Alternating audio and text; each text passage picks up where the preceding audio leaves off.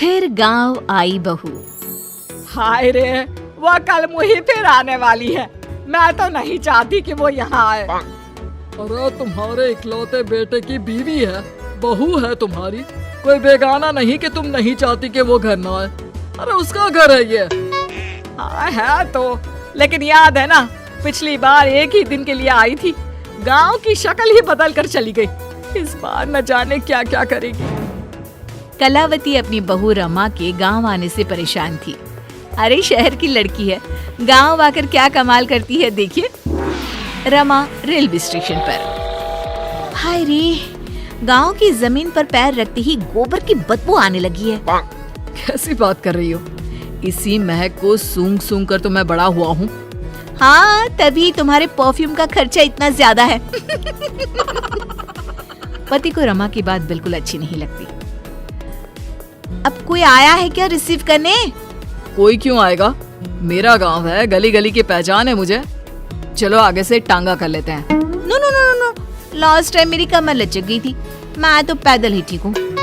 भाई मैं तो टांगे पर ही जाऊंगा, वैसे भी शहर में टांगा कहाँ मिलता है। पति टांगा बुलाकर उसमें बैठकर चला जाता है। अरे वाह, हाय रे मेरा बेटा।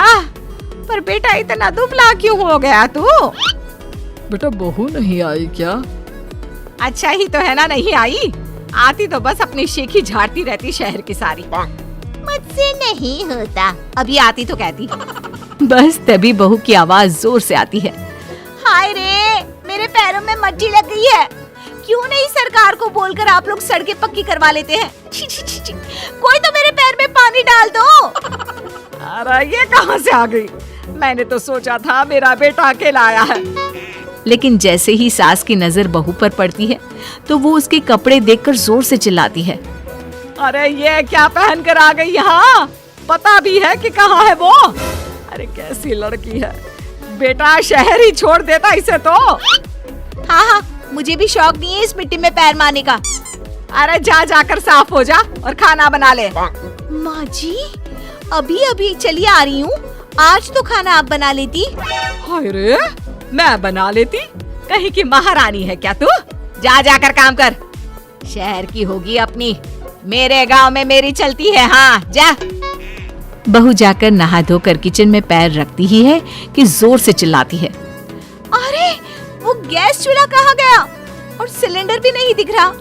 माँ जी, मेरे पापा ने गैस इसलिए तो दिया था कि मुझे ये मिट्टी वाले चूल्हे में ना खटना पड़े। आपने वो भी हटा दिया क्या? हाँ, क्योंकि गैस का रेट पता है क्या चल रहा है? लकड़ी फ्री की होती है। अरे जा जाकर चूल्हा सुलगाकर खाना बना जल्दी से। अरे जाना, माँ की मदद कर दे आज के लिए। हाँ हाँ, बीवी का गुलाम। सास बहू एक किचन में। सर से पल्ला क्या तेरी नानी आएगी लेने? शादी को 2 साल हो गए, लेकिन लड़की बनी घूम रही है, ना बिंदी ना सिंदूर। अरे लगाया तो है सिंदूर, ये देखिए। बहू पल्ला गिराकर सास को सिंदूर दिखाती है। अब मेरे सास श्रृंगार पर चर्चा हो चुकी हो तो चलिए खाना भी बना ले। आप तो सुबह से ठूस रही होंगी, हम लोग तो अभी अभी आए ना सफर करके। उधर बाहर बेटा और पिता आपस में बात कर रहे थे। क्या है पापा, माँ को कुछ तो समझाइए, कैसी रहती है वो मीरा के साथ? अरे अभी तो शादी हुई है, प्रोफेशनल लड़की है, वो काम ना करे तो हम लोगों का घर ना चले। देख बेटा, तू ये सास बहू के बीच में ना बोले तो ही अच्छा होगा। ये ऐसा रिश्ता है कि कुछ भी कर लो मन मुटाव तो बना ही रहेगा। हाँ वो तो है पापा, लेकिन चलिए देखते हैं। शाम को मीरा स्कर्ट पहनकर आती है। हे सासू माँ, मैं जरा बाहर जा रही हूँ। पास में वो जो मौसी रहती है ना, जो शहर से आई थी अपने पति के इलाज के लिए, उन्होंने घर बुलाया है। कौन, वो विमला मौसी? अरे ना ना, उनके घर ना जाना। उनके घर मौसाजी नहीं रहे हैं, 2 हफ्ते पहले ही देहांत हो गया उनका। ऊपर से तू ये फराक पहन कर चली जाएगी। अरे ना बाबा ना। ओहो, फिर तो जाना ही चाहिए, आप भी चलिए ना। ना ना, तेरे जैसे कार्टून के साथ तो मैं कहीं ना जाऊं। बहू मॉडर्न कपड़ों में गांव की मौसी के घर जाती है, जहां सभी घर वाले उसे देखने लगते हैं। अरे ये क्या हो गया, कौन आया है जो सारे ऐसे देख रहा है? माँ, कोई कबूतरी सी लग रही है, देख तो। मौसी के सामने बहू को देखकर वो उसे पकड़कर रोने लगती है।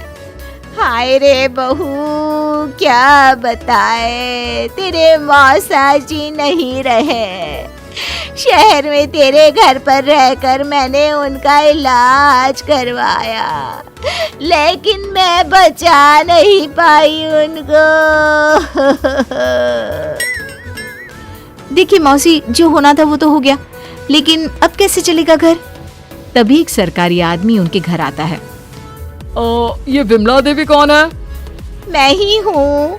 कौन है, कहाँ से आए हैं आप? मैं आपके पति के दफ्तर से आया हूँ। ये कागज में आपके साइन लेने हैं, जरा जल्दी कर दीजिए। विमला मौसी जैसे ही साइन करने जाती है, बहू रोक लेती है। रुकिए मौसी, कभी भी आंख बंद करके साइन नहीं करना चाहिए। देखिए तो क्या लिखा है पेपर में। अरे बिटिया, हम कहाँ पढ़ना लिखना जानते हैं, जब से ये गए हैं साइन ही तो किए जा रहे हैं। लाइए, मैं पढ़कर देखती हूँ कि क्या है। देखिए मैडम, ये इन लोगों के घर का मामला है। आप ना ही बोले तो ठीक है, इसमें कोई गलत बात थोड़ी ना लिखी है। अरे हम चोर नहीं, सरकारी लोग हैं। जाने दे बहू, कुछ गलत नहीं होगा। अरे पर पेपर पढ़ने में कितना वक्त लगता है, और अगर कुछ गलत नहीं है तो आपको परेशानी क्या है? बहू पेपर छीन कर पढ़ लेती है और फिर, मौसी, इस पे साफ साफ लिखा है कि मौसा जी की जो नौकरी थी, जो आपके बड़े बेटे को मिलनी है, उसे आप अपनी खुशी से इस आदमी को देने को तैयार हैं। हाय रे, ये तो अनर्थ हो रहा था। अब ये जाएगा पुलिस के हवाले। पुलिस आदमी को ले जाती है। तब तक घर के बाहर भीड़ लग जाती है। सास, ससुर और पति भी वहां आ जाते हैं। मुझे तो लग रहा है कि बहू शहर से गांव जैसे मेरे लिए ही आई है। अरे भला हो बच्ची का, जो मेरा घर बर्बाद होने से बचा लिया। कमला दीदी, भगवान ऐसी बहू सबको दे। अरे और क्या, इसीलिए तो मैंने पढ़ी लिखी बहू चुनी अपने बेटे के लिए। चूल्हा चौका तो सभी कर लेते हैं, लेकिन उसके साथ ही लड़की का पढ़ा लिखा होना बहुत जरूरी है। चल बहू, घर चलते हैं, रात के खाने की तैयारी भी तो करनी है ना।